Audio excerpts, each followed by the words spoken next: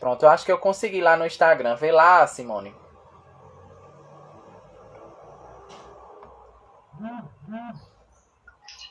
Consegui fazer pelo Instagram. Consegui. É porque tava com o Zoom. Bota lá no grupo que a gente já tá pelo Instagram, por favor. Já tem gente assistindo e tudo. Tu bota? Coloco. Pronto. Tá ótimo. Obrigado. Então vamos lá. Para quem não sabe, eu estou aqui gravando uma aula pelo Instagram, porque eu sou professor do IRTEC, né? E a gente não conseguiu fazer a nossa aula remota essa semana por conta do aplicativo Zoom. Eu não sei o que aconteceu. Mas aí eu tô aqui gravando a aula pelo aplicativo e tô aqui no Instagram ao vivo para que os alunos possam entrar, tá certo? A minha aluna Simone, ela vai mandar lá pro grupo, né, Simone? Pra para começar a aula, tá certo? Para mandar aqui para o pessoal entrar. E tem o Instagram também, porque eu tô escutando o senhor falando, não. Tá não? Pronto. Tá certo? Pode entrar todo mundo pelo Instagram. O Instagram tá todo livre, tá certo? Pode mandar dúvida pelo Instagram também, tá bom? Por enquanto eu vou gravando aqui e tá tudo certo. Então, continuando. O meu paciente grave, aquele paciente crítico, é aquele que apresenta instabilidade de um ou mais dos seus sistemas orgânicos, devido a alterações agudas ou agudizadas, que ameaçam sua vida. O paciente crítico internado no UTI, ele está numa situação de estresse, onde suas necessidades básicas são afetadas. Então você já imaginou, você está dentro de um leito de UTI, sem poder ir no banheiro, sem poder se alimentar direito, né? Vendo toda aquele barulheira, quem já entrou no UTI sabe que tem os monitores cardíacos que ficam ali no barulho, os respiradores fazem barulho. Então é uma situação de estresse emocional muito grande. Então o paciente ele vai se ver naquela situação de estresse, tá certo? Por isso que nós temos que ter toda aquela questão de humanização para os nossos pacientes. Não é justo eu tratar o meu paciente de toda forma, já que ele vai estar ali longe da sua família, já que ele vai estar numa situação de estresse. Então nós precisamos ter esse cuidado de humanização, tá certo? Então é interessante que a gente saiba diferenciar o paciente grave e o paciente de risco, né? O paciente grave é aquele paciente que apresenta algum tipo de instabilidade ou mais instabilidade, melhor dizendo, em algum dos seus aparelhos orgânicos. Já o paciente de risco é aquele que apresenta o risco dessa instabilidade. Por exemplo, um paciente que tem uma situação que é renal, né? Um paciente que é um paciente renal crônico, ele vai para um leito de UTI, ele vai ter o risco ali de apresentar instabilidade devido ao seu problema renal, né? Então é bom a gente aprender a diferenciar esses dois tipos de paciente, o paciente grave e o paciente de risco. E na UTI a gente vai ter esses dois tipos de pacientes, tá certo? Segundo Maslow, as necessidades básicas são aquelas relacionadas com a sobrevivência física, psíquica e espiritual, necessidades psicobiológicas, psicossociais e psicoespirituais. Então, o paciente que tem necessidades básicas é aquele paciente que sente a falta de algum tipo de necessidade do seu organismo, né? Seja ela a sua necessidade fisiológica, como exemplo, ou seja ela a sua necessidade... só um minuto. Ou seja ela a sua necessidade espiritual, psicológica, né? Você está longe da sua família, vai ficar numa situação crítica, né? Nós vamos ter ali um paciente que vai ter risco de ter uma depressão, nós vamos ter um paciente que vai ter um risco de ter algum tipo de disfunção emocional, né? Vamos dizer assim. Pode ter depressão, e muitas vezes os pacientes eles ficam ali por muito tempo, né? Ficam dentro de um UTI por muito tempo. Então a gente precisa ter esse olhar humanizado para eles, tá certo? Muitas dessas necessidades estão afetadas no paciente de UTI, removido para lá quase sempre por ter uma afecção primária na área biológica, tem todo o seu complexo sociobiológico e socioespiritual envolvido. O paciente gravemente enfermo tem uma grande dependência em relação à satisfação dessas necessidades. E como todo ser humano que se vê dependente, responde a esse fato de uma forma característica individual. Ele se torna concentrado em si mesmo, seus interesses e as atenções se limitam ao tempo presente. Sua preocupação primária é o funcionamento do seu corpo. Então, hoje em dia, existem alguns hospitais que a gente pode observar e que a gente pode ver que tem UTIs humanizadas, né? As UTIs humanizadas, elas servem justamente para isso, para aproximar o paciente, porque acredita-se que o paciente ele tem uma melhora, e realmente ele tem, não só acredita-se, é fato. A presença da família, a presença familiar, ela traz um conforto para o nosso paciente, né? A presença familiar, ela vai trazer esse conforto para o meu paciente. Ela vai fazer com que o paciente tenha uma autoestima melhor, mais alta, né? E possa aí melhorar a sua condição clínica através, sim, da convivência com seus familiares, né? É muito mais fácil um paciente com autoestima melhor, é muito mais fácil um paciente se recuperar melhor, né? Quando ele está acompanhado da sua família. E muitas vezes a gente acha que a UTI humanizada atrapalha muito, a gente acha que a UTI humanizada é cheia de frescura, vamos falar assim. Mas aí a gente vai pensar no bem-estar do nosso paciente. É mais fácil ele estar acompanhado da sua família. Claro que em determinados casos, em determinadas situações, a gente não pode permanecer um familiar, né? Se o paciente estiver em estado gravíssimo, muitas vezes os familiares eles não entendem a necessidade do paciente, não entendem a situação do paciente, né? Então, para que se tenha essa UTI humanizada, é necessário que o paciente que tenha um acompanhamento psicológico de toda a família do paciente, né? É necessário que tenha uma triagem através da psicologia, através do serviço social, para que esse paciente ele possa ficar, né, com acompanhante na sua unidade hospitalar, tá certo? Mas nós sabemos diferenciar agora o que é um paciente grave e o que é um paciente de risco, né? O paciente grave é aquele que apresenta algum tipo de instabilidade hemodinâmica, né? E o paciente de risco é aquele que apresenta o risco de ter alguma instabilidade hemodinâmica, tá certo? Então, passando aqui mais no nosso slide, a gente vai ver aí aprender a classificar o que são admissão, alta, transferência e óbito de um paciente, né? Então, a gente vai aprender a classificar cada um desses. A admissão do paciente. O que é uma admissão do paciente?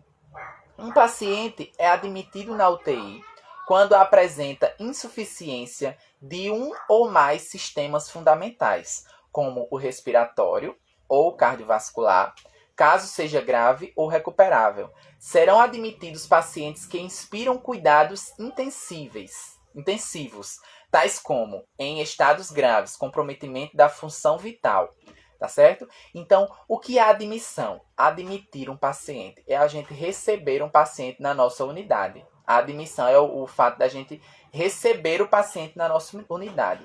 Então, a gente já viu em outras aulas que nós recebemos os pacientes na UTI, aqueles pacientes que se enquadram no perfil de terapia intensiva, né? Aqueles pacientes que estão necessitando de terapia intensiva, de cuidados intensivos, né? São aqueles pacientes que têm algum tipo de comprometimento de função vital. Então, muitas vezes, algumas pessoas que são leigas ou algumas pessoas que ainda não chegaram nessa fase, não entendem que o paciente que vai para a UTI não é só aquele paciente que está entubado, não é só aquele paciente que está beirando a morte, né? Como eu costumo dizer, isso é um lema que eu digo sempre para todo mundo, para todos os meus alunos, todos os meus amigos que não conhecem a terapia intensiva. Eu sempre digo, a UTI ela não é a sentença de morte, né? Ela é a esperança de vida para o nosso paciente. É claro que a gente vai ter pacientes graves, mas a gente também vai ter pacientes que ainda estão estáveis e precisam ficar monitorizadas, precisam ficar... a equipe médica, a equipe de enfermagem está ali acompanhando durante todo o seu processo de melhora, né? Então o paciente muitas vezes ele vai para um leito de UTI ainda conversando e as pessoas não entendem, as pessoas dizem: "Nossa, rapaz, por que é que o meu paciente, meu amigo, meu tio, meu avô, enfim, foi para um leito de UTI, rapaz, ele estava bem, ele estava conversando", mas aí eles não entendem que o paciente muitas vezes ele precisa de um tipo de acompanhamento, né? Precisam ser acompanhados de alguma forma, seja monitorizado, seja de exames laboratoriais, sejam de exames de imagem, para que ele não venha a se agravar, né? Então a gente tem alguns tipos de pacientes que vão realmente muito graves e outros que vão menos grave, apresentando apenas o risco de instabilidade, né? Então nós temos aqui: serão admitidos pacientes que inspiram cuidados intensivos, tais como estados graves, né, o comprometimento de função vital. Exemplo, uma insuficiência renal aguda. Vocês estudaram nefrologia na última disciplina, então vocês sabem o que é insuficiência renal aguda, né? Parada cardiorrespiratória, que a gente viu lá em primeiros socorros, né? Paciente que apresentou uma parada cardiorrespiratória, pacientes em estado de coma, politraumatizado, intoxicações graves, né? Então a gente vai ver aí esses pacientes precisarem de leito de UTI. Para quê? Por conta da sua monitorização, por conta da sua evolução respiratória, renal, seja de onde ele apresente a sua disfunção, né? Então ele vai ser ali acompanhado por uma equipe multiprofissional, ele vai ser acompanhado pelo médico, pelo especialista, né? Pelo médico intensivista, pelo enfermeiro, pelo fisioterapeuta, pelo técnico de enfermagem. Então existe uma equipe multiprofissional que vai estar ali acompanhando de forma intensiva esse paciente, tá certo? Pacientes de alto risco vão estar dentro da UTI também, né? Apresentam possibilidade iminente de sério comprometimento da função vital. Exemplo, insuficiência coronariana aguda, infartados, arritmias cardíacas, pacientes pós-operatórios especiais. Por exemplo, o paciente que foi fazer uma cirurgia de grande porte, né? Um transplante, como a gente na Paraíba já tem transplante. O paciente foi fazer uma cirurgia de grande porte e ele precisa recuperar a sua cirurgia dentro de um leito de UTI, porque ele precisa estar monitorizado. Ele precisa estar com a equipe a postos, para caso aconteça alguma coisa, estar ali para cuidar desse paciente. Tá certo? Eu dei uma pausa na gravação. Quero falar aqui. Breno, coloca lá no grupo, reforça que eu tô transmitindo ao vivo pelo Instagram, para que o pessoal possa vir, quem tem Instagram, tá certo? É aberto meu Instagram, eu abri agora para todo mundo, tá bom? Vamos voltar à gravação.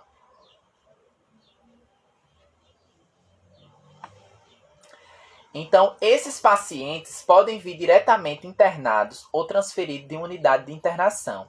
A internação é solicitada pelo médico assistente e efetuada após concordância da equipe da UTI, condicionada à existência da vaga. Então, a gente pode admitir esse paciente tanto na unidade hospitalar, tá certo? Nós estamos aqui, eu estou aqui na minha unidade hospitalar, na enfermaria tal, um paciente intercorreu e vai precisar vir para a UTI. Então, eu posso admitir da enfermaria, eu posso admitir de forma externa, o paciente que chegou ao hospital já em estado grave e veio para a UTI, tá certo?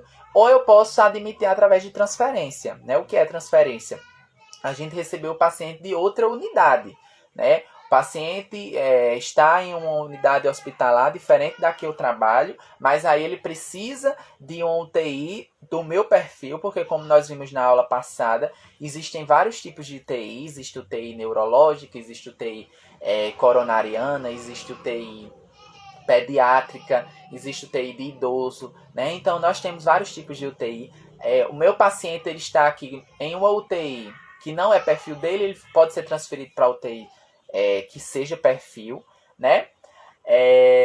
A internação é solicitada pelo médico e efetuada após concordância da equipe de UTI. O que é essa concordância? A equipe ela tem que estar completa para admitir um paciente.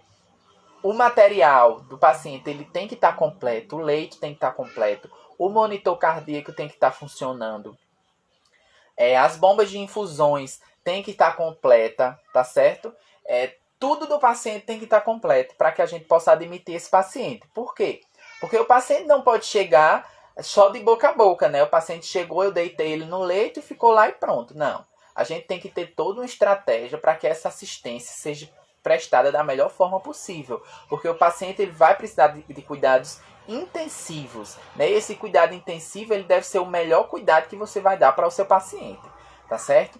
E o técnico de enfermagem ele tem uma grande participação nesse cuidado de melhora do nosso paciente, porque é ele que vai manusear o meu paciente, ele que vai estar ali tratando do meu paciente, medicando o meu paciente, mudando o decúbito, trocando as fraldas do meu paciente. Então, tudo que a gente faz no meu paciente dentro da UTI vai contribuir para a melhora do quadro dele, sem dúvida.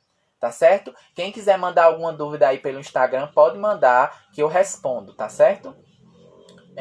Vamos lá.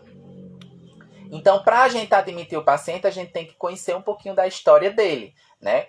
Quando o médico liga para a unidade, ele vai falar lá e vai dizer: o paciente está entubado, o paciente está grave, o paciente não está grave. Então, para a gente admitir esse paciente, a gente vai ter que ter o esclarecimento do diagnóstico, a gravidade do caso desse paciente, tá bom? Então, passando aqui Só um minuto. Admissão, a gente vai para transferência. O que é a transferência do meu paciente? A transferência ocorre quando o paciente necessita de cuidados de enfermagem ainda intenso, mas de assistência médica periódica. Esses devem ser transferidos para a unidade de cuidados intermediários. Outro tipo seria a transferência do paciente para a UTI especializada em sua patologia. Então, como eu já falei, nós temos um paciente em um leito de UTI. Esse paciente teve uma melhora do seu quadro clínico. Ele vai ser transferido para a unidade de cuidados intermediários, para uma enfermaria, para uma semi-intensiva. Então, a gravidade desse paciente, na medida que ele vai melhorando, ele vai para a unidade aí de referência dele. Como eu já falei também, se esse paciente ele está em uma UTI que não é especializada no tipo de seu problema, porque isso acontece, por exemplo, o paciente ele chegou, como a gente tem visto muito. A gente sabe que a pandemia do Covid tem nos ensinado muito sobre isso. Eu trabalho no UTI, por exemplo, trabalho no UTI coronária, né, uma UTI cardíaca. Chegou um paciente dessa UTI, um paciente para a minha UTI, mas ele testou positivo para Covid. Então, ele pode ser encaminhado para a unidade de referência a Covid, tá certo? Então, quando o paciente ele precisa de um UTI especializado na sua patologia, a gente pode transferir esse paciente. Quem é que transfere o paciente? A equipe multiprofissional, né? O médico, o enfermeiro, o fisioterapeuta. O técnico de enfermagem é obrigado aí? Se tiver um enfermeiro, não necessariamente.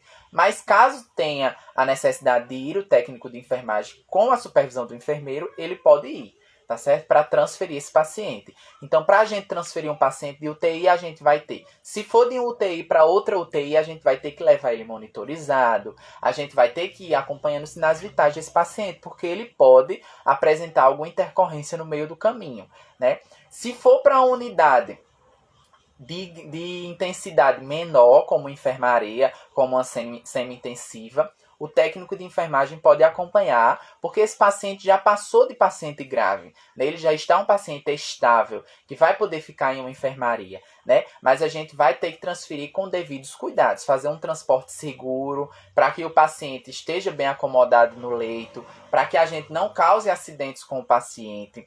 Identificação do paciente, né? Quando a gente vai transferir o nosso paciente, a gente leva todo o prontuário dele, se for dentro da própria unidade hospitalar. Se for para outra unidade hospitalar, a gente envia apenas as cópias dos documentos, as cópias dos últimos exames, né? Mas se for uma unidade dentro do meu hospital, por exemplo, estou aqui na minha UTI, vou transferir meu paciente para a enfermaria. Então, na enfermaria, eu vou levar todo o prontuário do paciente, vou encaminhar esse paciente, vou deixar ele lá no leito, tá certo?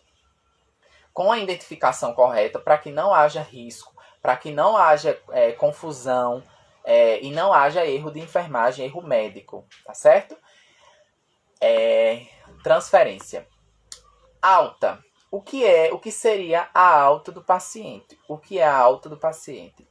A alta deve ser dada logo que desaparecem os sintomas presentes na admissão, por decisão da equipe da unidade.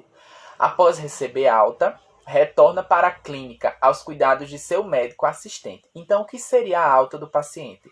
A alta de um paciente no leito de UTI seria justamente a melhora dele, né? Ele melhorou, deu entrada na UTI com algum problema clínico e ele melhorou e teve alta para a enfermaria ou teve alta para casa. Geralmente, o correto é, quando teve alta da UTI, vai para a enfermaria, tá certo? O paciente ele não pode ir diretamente para casa. Acontece em algumas unidades, mas não é recomendado, né? Porque o paciente tem que ficar ali pelo menos em vigilância para ver se ele não vai precisar voltar para a UTI, né? A gente não quer que ele volte, né? Então, a alta seria a melhora do quadro do paciente. O paciente está lá, grave, ele vai melhorando gradativamente, cada dia vai melhorando, faz exames, toma medicação, faz algum tipo de tratamento e assim ele vai melhorando e depois ele vai ter alta, ele vai estar ali estável e vai poder ir para a enfermaria ou vai poder ir para a sua própria casa, tá certo? O qual na admissão deixou um leito na clínica de origem. Em casos de pronto-socorro, o setor de internação providencia o bloqueio de leito na clínica adequada. A permanência de um doente na UTI deve se limitar ao necessário para superar a situação crítica que determinou a sua admissão. Pode ocorrer complicação durante a permanência na UTI, sendo então a sua alta após restabelecer seu equilíbrio funcional básico. Uma porcentagem mínima de doentes de UTI recebem alta hospitalar, né? Então, a gente pode aí dar alta do paciente para a enfermaria, tá certo? A gente já viu a admissão, a gente já viu transferência, alta e também a gente vai ver, só tem uma dúvida aqui.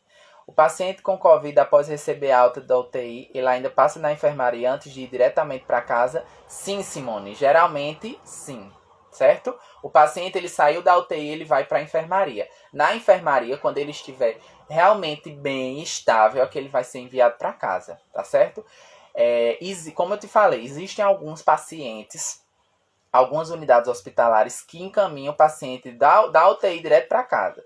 Mas não é o correto. O correto é ele ir da UTI para a unidade de menos intensidade, né, para uma enfermaria, para poder, na enfermaria, depois do acompanhamento do médico da enfermaria, ele ir para casa. Tá certo? Então, depois da alta, outra situação que a gente pode encontrar dentro de um leito de UTI é o óbito. Infelizmente, é uma situação assim muito comum que a gente vai ter na UTI, né? O óbito. O óbito é realmente a morte do nosso paciente, né? A mortalidade do nosso paciente. O óbito ele vai ser comum dentro do leito de UTI. Por quê? Porque no leito de UTI nós vamos ter pacientes extremamente graves, né? Pacientes que a gente vai poder fazer tudo por ele, tudo que está ao nosso alcance, tá certo? Mas que nós vamos, infelizmente, perder ele, tá bom? Então, o óbito, ele é a morte do nosso paciente. Uma alta mortalidade, usualmente entre 10% e 20%, é inerente à natureza do trabalho em UTI. Mas uma seleção inadequada de pacientes eleva esse índice a nível indesejado. Então, a gente tem ainda um índice de mortalidade muito grande dentro dos leitos de UTI. Mas a gente tenta a cada ano mudar, a cada tempo mudar, através da nossa assistência que a gente vai prestar a esse paciente, né? Existe a CCIH que vai fazer aí, um tratamento de controle de infecção hospitalar para que esse paciente não venha a ter outros tipos de infecção, tá certo? Dentro do leito de UTI. Mas, infelizmente, o óbito ele é aí uma grande...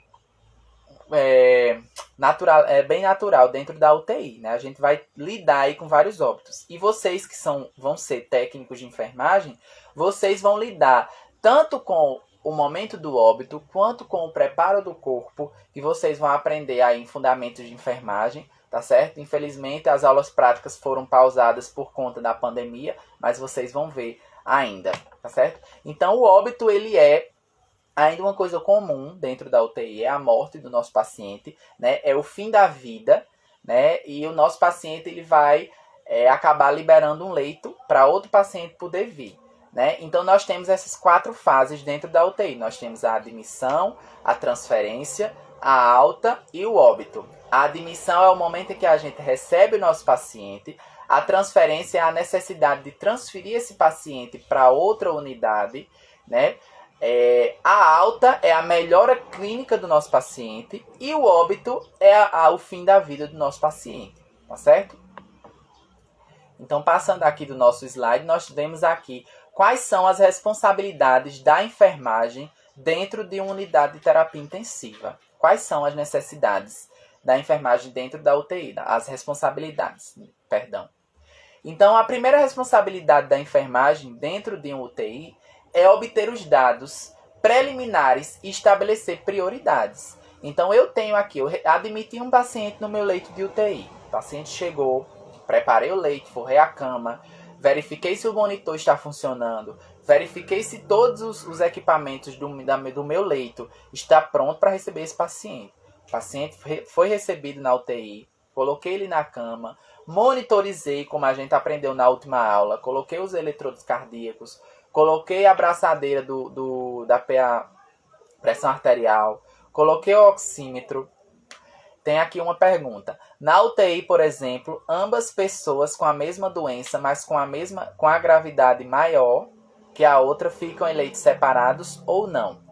Bem, como a gente viu na última aula, nós temos uma estrutura a ser montada na UTI. A estrutura correta. É claro que em alguns hospitais existe dificuldade para manter essa estrutura correta, né? Mas a gente tem aí uma estrutura onde os leitos são um ao lado do outro. Porém, separados através de biombos, separados através de cortinas. Então, o leito ele não é lado a lado, né? O paciente ele vai ter tudo só para ele, né?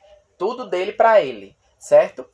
Se o paciente tiver alguma doença infecto-contagiosa que pode contaminar os outros pacientes, a gente vai ter que ter um leito de isolamento, que a gente chama, que é um leito disponível para isolar esse paciente que tem uma gravidade, que tem uma doença infecto-contagiosa maior, tá certo? Então, se o paciente tem alguma doença que pode infectar outros pacientes, ele vai estar isolado em um leito de isolamento. Se eu tenho na minha UTI 10 leitos, 5 pacientes estão entubados e 5 pacientes estão estáveis, como a gente costuma dizer, o ideal é que eles estejam separados, certo? É o ideal. O ideal é a gente colocar de um lado os pacientes menos graves e do outro o paciente mais grave. Por quê? É ideal a gente fazer isso. Porque os pacientes que estão menos graves, os pacientes que estão acordados, eles vão estar vendo toda a movimentação daquele outro paciente que está mais grave. E esse paciente ele pode aí entrar num quadro de emotividade maior, ficar mais depressivo, por estar vendo toda aquela situação do outro paciente. Eu posso citar um exemplo perfeito. Em uma das UTIs que eu trabalho, a gente teve um paciente que surtou, porque ele viu a intubação da outra paciente que estava à frente dele. Mas, infelizmente, pela demanda ser muito grande, a gente não teve como separar esses pacientes. Ele era um paciente de risco que estava lá, de risco. Ele ainda não estava entubado, ele estava bem, estável, mas ele tinha risco de piorar o seu quadro. E a paciente que estava à frente dele, era uma paciente entubada, né? Porque não tinha como separar esses pacientes pela demanda, né? Então, esse paciente viu, mexendo nessa paciente, esse paciente intercorreu, teve uma parada cardiorrespiratória, a gente fez a reanimação. Nessa unidade, infelizmente, não tem cortinas para que a gente possa fechar, para que o paciente não veja. E, infelizmente, ele viu toda aquela situação e ficou pensativo e depois ele surtou, né? Com toda aquela situação, achando que iria morrer. Então, o interessante é que a gente separe esse tipo de paciente. Claro que se tenha estrutura física para isso. Se não tiver, a gente infelizmente não vai poder fazer isso. Mas se o paciente está grave, está intercorrendo, o ideal é a gente preservar a integridade desse paciente, fechar a cortina, colocar biombo, para que o outro paciente não possa observar, tá certo? Mas a UTI, os pacientes eles ficam juntos. A gente só coloca em um leito de isolamento se ele tiver alguma doença infecto-contagiosa, tá certo? Que pode contaminar os outros pacientes. Tá bom, Débora? Então vamos lá. As responsabilidades da enfermagem. Obter os dados, estabelecer prioridades. Então nós temos que obter os dados do paciente, nós temos que ver se realmente é esse paciente, anotar no prontuário os dados do paciente, o horário da admissão, anotar a condição clínica do paciente, se ele está entubado, se ele está grave, se ele está regular. Então a gente tem que ter todas essas prioridades. Adotar prioridades é um papel da enfermagem. A gente vai ver se esse paciente ele tem condição clínica de tomar banho no banheiro, se o banho dele vai ser no leito, se ele vai estar usando drogas vasoativas, se está correto a posição dos eletrodos. Então a gente tem que observar o nosso paciente como um todo, tá certo?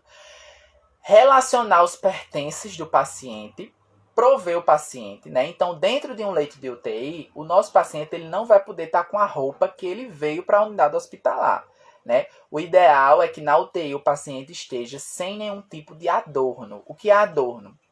Adorno é qualquer tipo de objeto que não seja do meu corpo, né? Exceto o meu óculos, né? Eu não posso tirar meu óculos.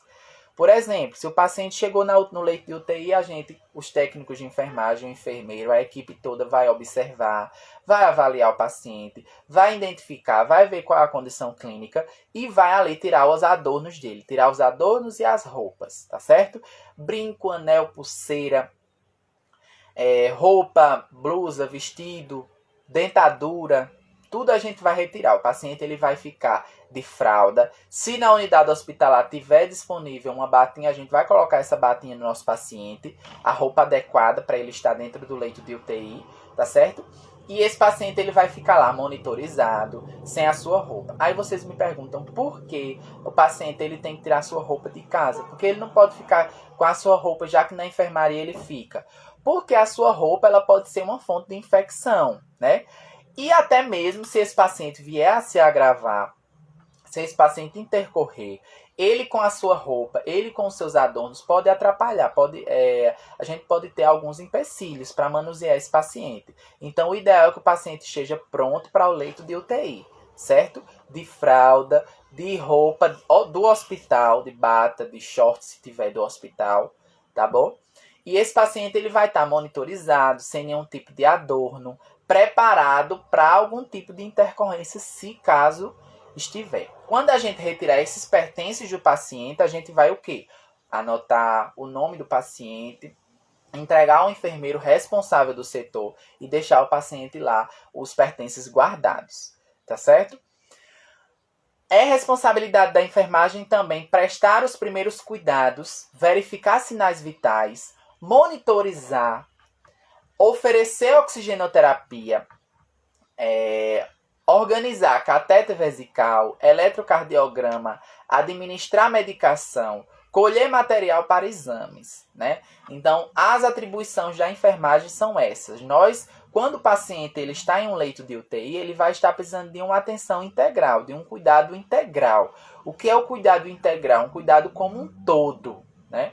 Então, desde o banho, desde a alimentação, desde a medicação, desde a coleta de exames, tudo isso a gente vai ter que prestar o tipo de assistência para o paciente, tá certo? Orientar o paciente, né? Então, é importante que a gente tenha que orientar o paciente qual é a finalidade da UTI.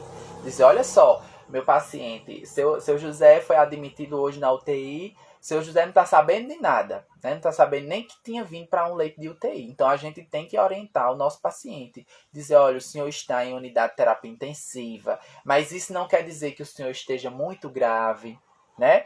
O senhor vai melhorar e dar apoio psicológico a esse paciente, né? Também, nós vamos ser... Aí você diz, mas existe a psicologia para isso. Sim, a psicologia existe para isso. Mas nós é quem vamos estar dia a dia, noite a noite, do lado do nosso paciente. Então, a gente tem que ter um olhar humanizado, de cuidar, de ver ele como um ser humano que está ali precisando da nossa ajuda.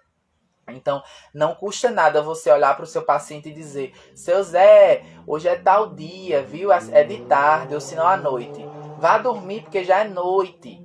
Já são 10 horas da noite. O paciente que fica dentro de um leito de UTI, ele fica altamente desorientado de tempo, de espaço, de o que está acontecendo no mundo, né? Então, o paciente ele fica à mercê. Então, a gente precisa orientar o paciente sobre tudo que vai acontecer com ele, os procedimentos que a gente vai fazer. Não é só a gente chegar com a agulha, eu vou lá fazer uma medicação, pai, fiz e pronto, fui-me embora.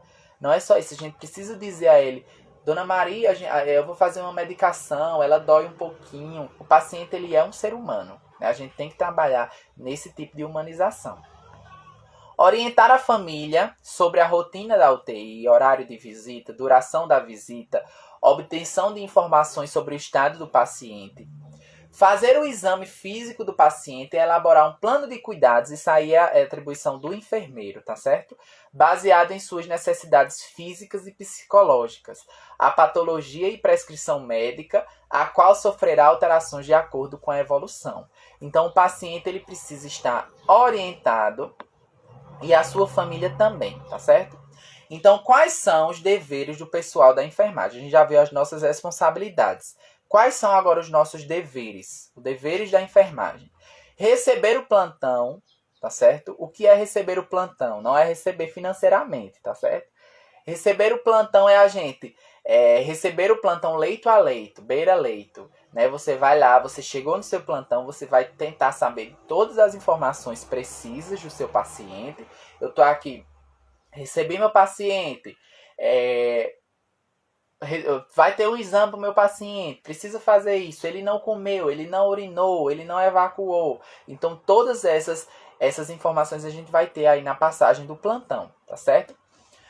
Verificar condições de uso de material e equipamento, né? A gente vai fazer o checklist. O que é o checklist? A gente vai ver se tem todos os materiais que a gente precisa para iniciar o nosso plantão, né? Se vai ter gás para fazer curativo, se vai ter seringa para fazer medicação, se os equipamentos do leito do paciente estão funcionantes, né? Se a monitorização está funcionando, se está tudo organizadozinho do nosso paciente. Estabelecer prioridades para o atendimento ao paciente. Então a gente vai ter que ter uma rotina de dizer, olha, tal hora é o banho, tal hora é a medicação. Esse paciente vai ter condições de tomar banho no banheiro, vai precisar tomar banho no leito. Esse paciente está conseguindo engolir, né? Será que não é necessário invadir, passar uma sonda nasointeral para que esse paciente não venha a se broncoaspirar? Então são essas as prioridades que a gente precisa, tá certo? Ter no nosso paciente, tá bom? Prestar os cuidados de enfermagem, todo tipo de cuidado, certo? Quais são os cuidados de enfermagem que a gente vai prestar? Medicação, banho no leito, troca de fraldas, alimentação, tudo isso vai ser cuidados de enfermagem do nosso paciente, tá certo? Controlar sinais vitais, entradas de soro, alimentação, diurese, drenos e outros, anotar em impresso apropriado, ou seja, realizar aquele balanço hídrico que a gente viu na última aula, né? A gente vai ter que realizar no horário descrito pela unidade, balanço hídrico, controle de sinais vitais, Janaína, minha amiga, controle de sinais vitais do nosso paciente. Então, tudo isso a gente tem que observar e anotar em um impresso apropriado, tá certo? Janaína é demais. Fazer anotações do que se refere aos cuidados e observações feitas no paciente. Então, é de total responsabilidade da equipe de enfermagem anotar as condições do paciente no que diz aos cuidados e observações feitas. Então, se eu vi que o meu paciente não se alimentou, eu preciso anotar na minha anotação de enfermagem, na minha evolução. O paciente não evacuou, a gente precisa anotar. Por que isso é importante? Porque se isso não for anotado, se isso não for registrado, a gente precisa... o paciente ele vai ter algum tipo ele vai precisar de algum tipo de intervenção, né? Se isso não for registrado de forma correta, Se o nosso paciente não for assistido de forma correta, a gente pode gerar algum dano para o nosso paciente, tá certo? Então eu vou anotar lá, o paciente evacuou, o paciente teve diurese, o paciente está com sinal vital alterado, teve hipotensão, teve hipertensão. Demais esse pessoal. Eu vou precisar anotar. Por quê? Porque o meu paciente, ele vai estar acondicionado justamente às minhas anotações, ao que eu vejo do meu paciente. Tá certo? Então, se eu não anoto de forma correta, meu paciente pode vir a se prejudicar por isso. Tá certo? A anotação de enfermagem é muito importante. Então, vamos lá. Assistir ao médico no tratamento e exames do paciente. Então, a gente vai apoiar não só o médico, como a toda a equipe de enfermagem, de fisioterapia, a todo o tratamento do meu paciente. E estar ciente do que o meu paciente fez, do que o meu paciente não fez. Tá certo? Então, a gente precisa ter esse cuidado, precisa ter essa rotina para estar lá cuidando do meu paciente, né? O paciente fez um eletrocardiograma, o paciente fez um exame de imagem, muitas vezes o médico não anota, o enfermeiro não anota, você tem que saber para dar algum tipo de informação, né? Porque a vida daquele paciente, ele gira em torno da gente, né? Está nas nossas mãos, então a gente precisa de todas as informações para manter esse paciente, tá certo? Cumprir e fazer cumprir normas, regulamentos e ordens de serviço. Então, a gente tem que cumprir as regras do hospital, da unidade que a gente está trabalhando. Manter a unidade em ordem, ou seja, organizar o nosso paciente, encaminhar pedidos de raio-x, exames laboratoriais e etc. Tá certo? Então, quais são os cuidados de enfermagem que a gente vai ter na nossa unidade de terapia intensiva, tá certo? O processo de cuidar do técnico de enfermagem abrange a assistência no âmbito de higiene, conforto, segurança do paciente em situações de cuidado crítico, tá certo? Essas ações necessitam ter uma atenção e destreza nas ações planejadas, com o objetivo de evitar agravar ao paciente. Assim, torna-se importante rever alguns conceitos e procedimentos que serão desenvolvidos na assistência direta ao paciente em cuidados críticos. Então, o técnico de enfermagem, ele tem o dever de fazer todo o cuidado necessário do meu paciente, desde a higiene, conforto e segurança, tá certo? Do meu paciente. Então, eu tenho um paciente na minha unidade de UTI, na minha unidade de terapia intensiva, e esse paciente, ele vai estar sobre os meus cuidados. Desde a higiene, desde o conforto e a segurança, a alimentação, medicação, tudo que a gente vai prestar de assistência aos nossos pacientes tem que ser de acordo com o que a gente planeja, né? Com o que a gente mantém aí na nossa unidade, tá certo? Então, um dos principais e um dos mais importantes cuidados que nós vamos ter aqui para o nosso paciente é higiene corporal, tá certo? Que a gente vai observar. O processo de banho ou de higiene corporal é uma prática de higiene em que são utilizados água e sabão, embora a restauração da limpeza seja o principal objetivo do banho.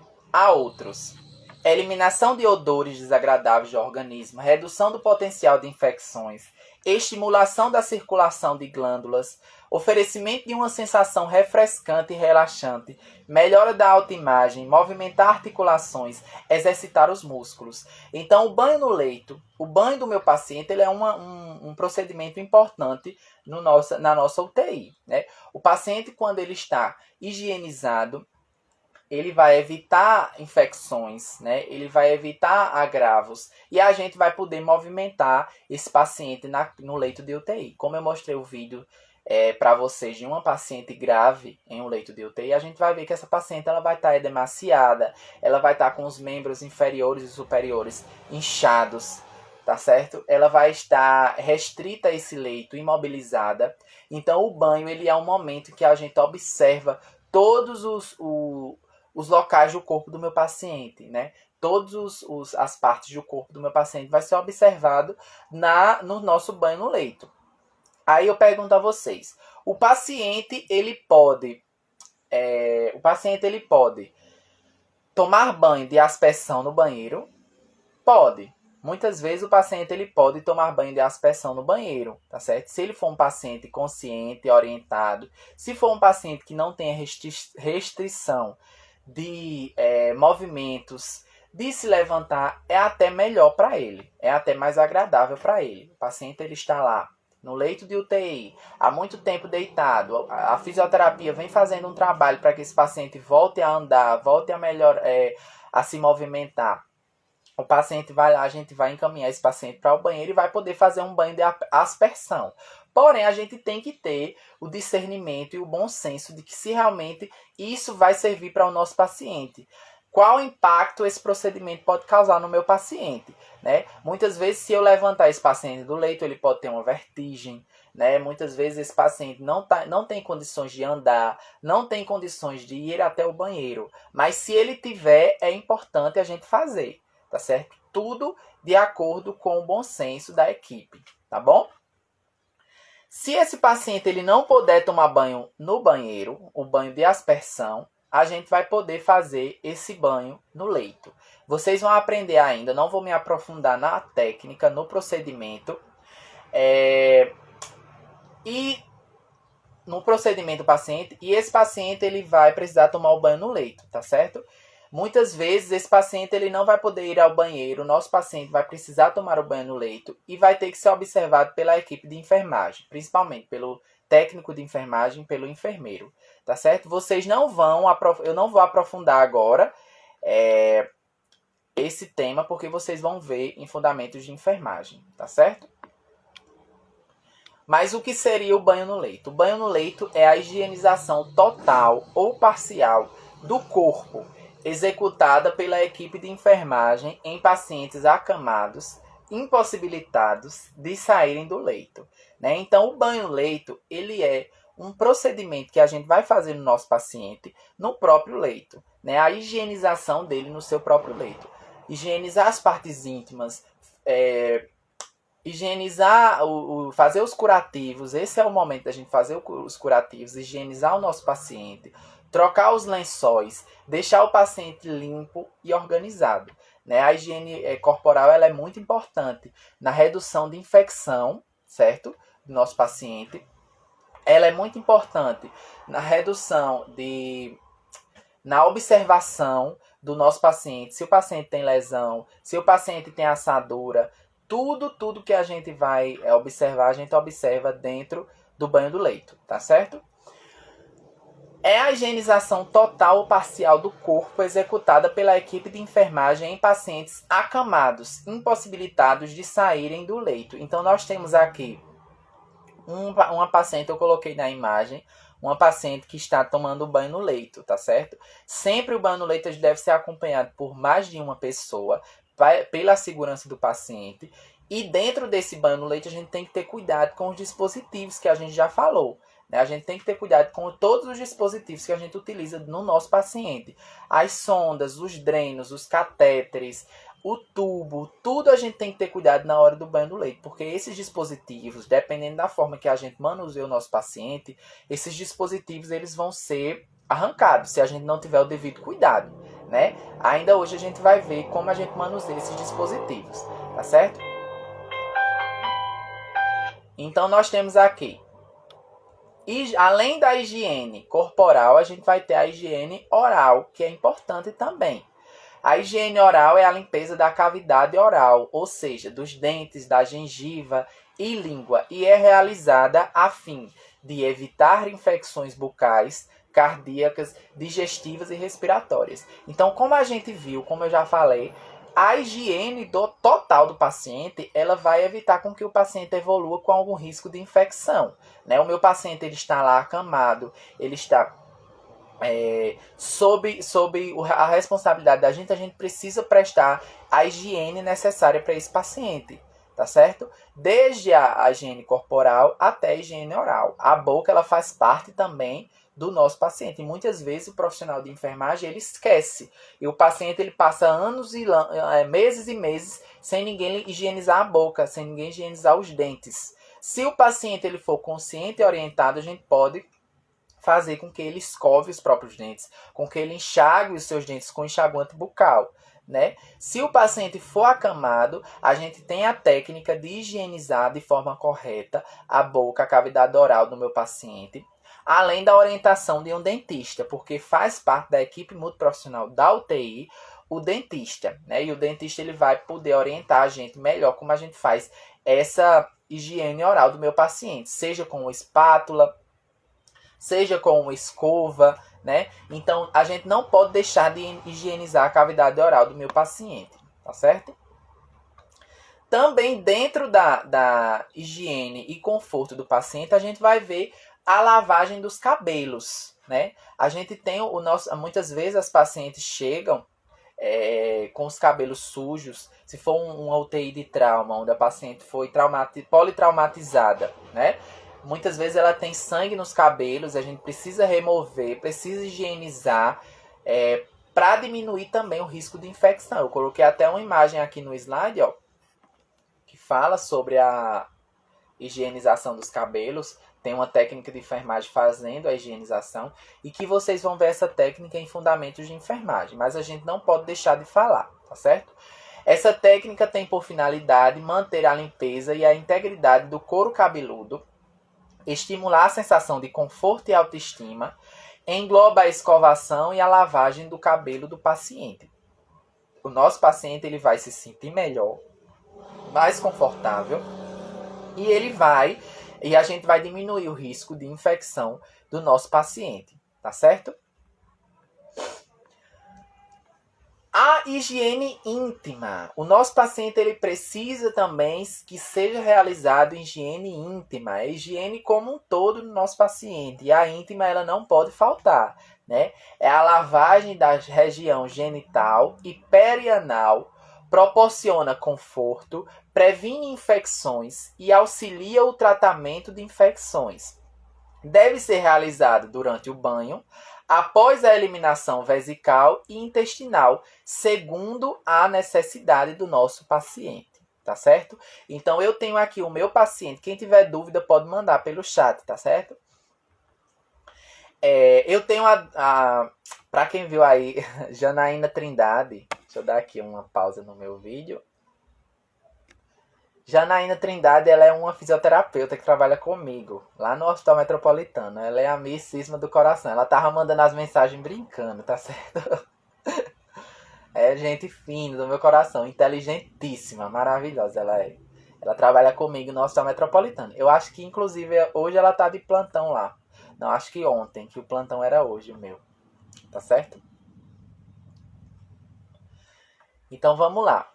A higiene da região íntima do meu paciente, ela é importante para prevenir infecções, para fazer a própria higiene do paciente. A gente sabe que o paciente acamado, ele vai fazer diarreia, ele vai fazer diurese, ele vai urinar. Muitas vezes o paciente com excesso de medicação, muita medicação. Taizinha perguntou se é com uma bacia de água. Sim, a gente pode levar o material com uma bacia de água, sim.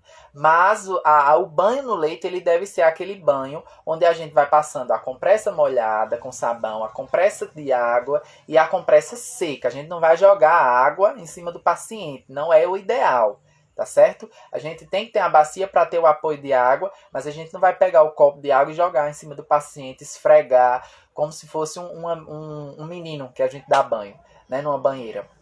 Existe toda uma técnica específica que vocês vão aprender aí em fundamentos de enfermagem, tá certo? Que a gente vai fazer aí a técnica no paciente, com todos os cuidados, para que o paciente fique limpinho, mas que também não cause nenhum tipo de instabilidade. Porque o banho no leito, muitas vezes, ele pode causar instabilidade no meu paciente. Se eu tenho um paciente muito grave, um paciente que está gravíssimo no meu leito de UTI, estou lá com um paciente muito grave, esse paciente, ele não pode estar com a hipotensão, muito hipotenso, em uso de droga vasoativa. A gente não vai poder manusear esse paciente.